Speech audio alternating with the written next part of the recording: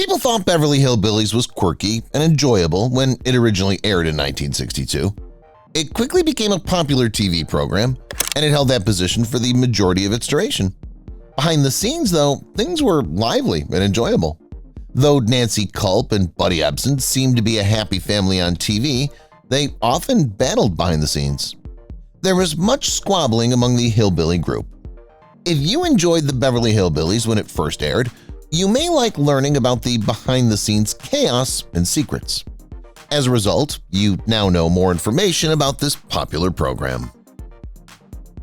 The Man with Many Talents. Buddy Ebsen was a multi-talented actor with dancing training. He could, however, sing. He sang country music after the Beverly Hillbillies. Love Bond. Max Baer Jr. and Sharon Tate became acquainted during the filming of the Beverly Hillbillies, a 1962 to 1971 American comedy. Off-screen, Max Baer Jr., who portrayed Jethro Bodine, and Sharon Tate, who played Janet Trigo, were close friends. Their friendship transcended beyond the studio lights, creating a respectful and loving set. Baer provided comic relief, but Tate contributed charm and personality. The two actors exchanged remarkable behind-the-scenes events, boosting cast camaraderie. Alzheimer's kicks in. The show's banker left a lasting impression on viewers. Raymond Bailey portrayed Mr. Drysdale, although he began to exhibit Alzheimer's signs in the latter two seasons. His condition became clear in the final few episodes. Shady business dealings. Max Baer Jr. portrayed Jethro Bodine, Jed's adoptive nephew and a fan favorite. In reality, Max Baer Jr. was astute enough to sue CBS and win. A restaurant chain was utilizing this actor's name.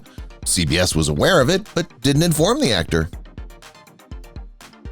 Cruising.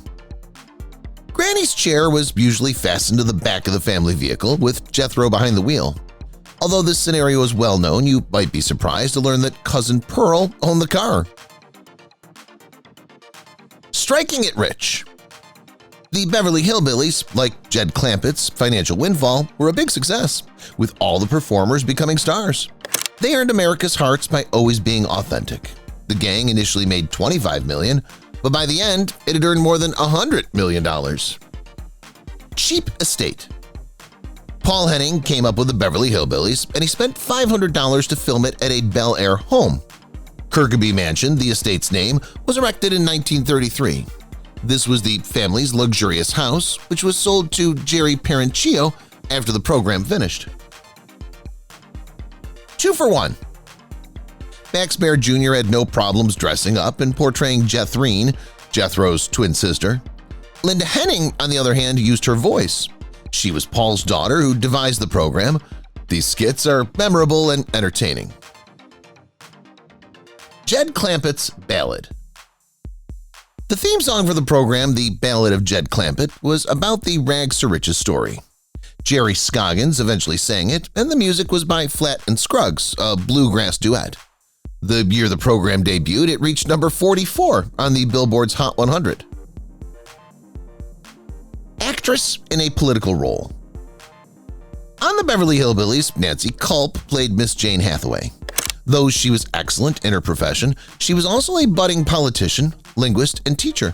She left the program after 9 years and went into politics, vying as the Democratic contender for Pennsylvania's U.S. House of Representatives. Start the day right.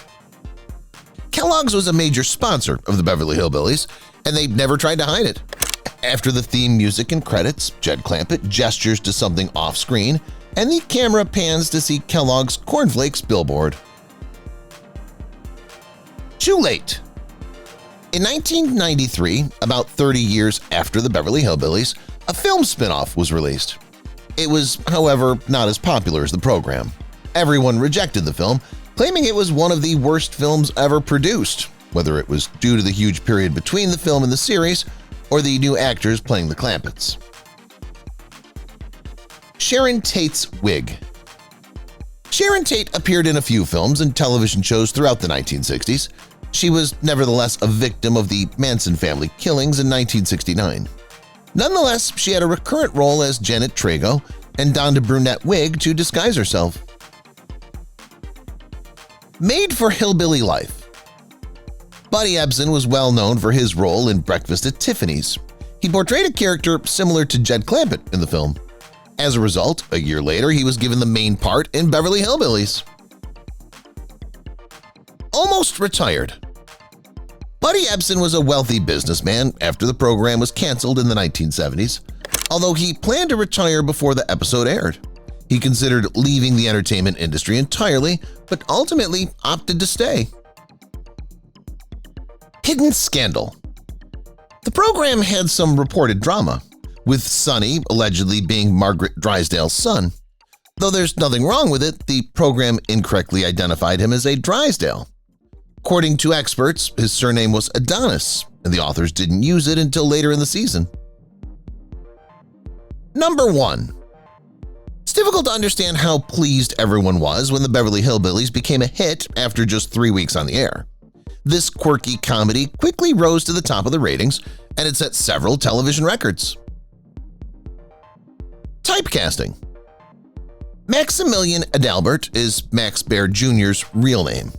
That seems rather elegant, and he's well known as Jethro Bodine.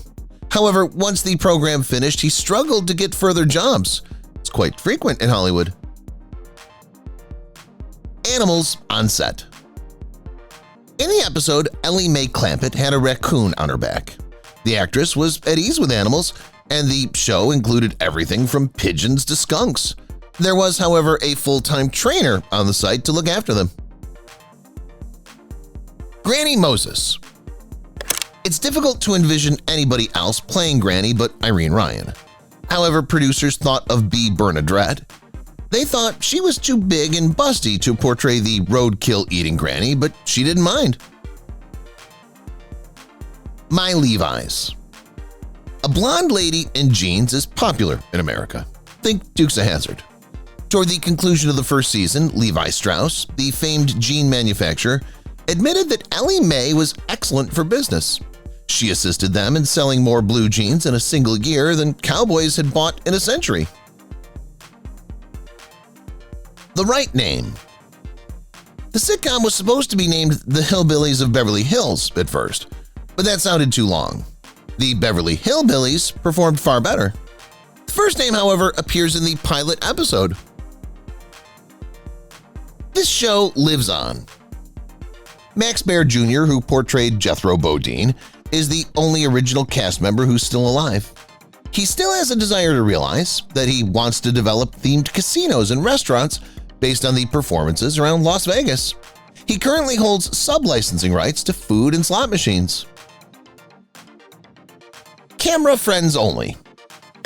Buddy Ebsen portrayed Jed Clampett. Although he and Nancy Culp didn't get along well behind the scenes, he didn't agree with her political ideas and agreed to appear in a radio commercial for her opponent to undermine her chances of winning. A talented family. Buddy and Filma Ebsen first arrived in Los Angeles in 1936. The twins were cast in Broadway Melody, which received several honors. Buddy was widely expected to become a celebrity. His sister had a few more roles before retiring, having children and opening a dancing school. Iconic wheels. The Beverly Hillbillies drove about in an Oldsmobile Roadster truck from 1921. This vehicle became well known and was presented to a museum in 1976 as part of the bicentennial festivities. It was sent to England for a few European episodes. Over the Rainbow. Buddy had already worked with Judy Garland and Shirley Temple before his performance as Jed Clampett. He was supposed to portray the Scarecrow in The Wizard of Oz, but Ray Bolger was cast instead, and Ebsen ended up playing the Tin Man. Payment for a cowboy. When you think of a renowned cowboy, John Wayne comes to mind. He made a cameo appearance in the 5th season episode, The Indians Are Coming. According to rumors, Wayne was compensated with a fifth of bourbon for his attendance. Timeless beauty. Donna Douglas was a softball and basketball player in high school before taking on the role of Ellie Mae Clampett.